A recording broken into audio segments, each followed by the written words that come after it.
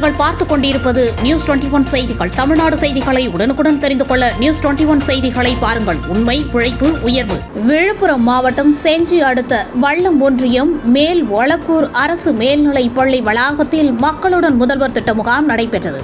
விழுப்புரம் துணை ஆட்சியர் வளர்மதி வரவேற்புரையாற்றினார். சிறப்பு அழைப்பாளராக சிறுபான்மையினர் நலன் மற்றும் வெளிநாடு வாழ் தமிழர் நலன்துறை அமைச்சர் செஞ்சி மஸ்தான் அவர்கள் கலந்து கொண்டு மக்களுடன் முதல்வர் திட்டத்தின் கீழ் பொதுமக்களிடமிருந்து கோரிக்கை மனுக்கள் பெற்று சிறப்புரையாற்றினார்.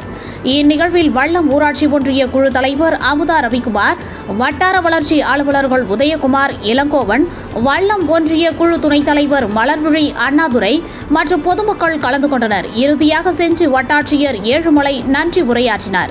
நியூஸ் 21 செய்திகளுக்காக விழுப்புரம் மாவட்ட செய்தியாளர் அருண் பிரகாஷ்.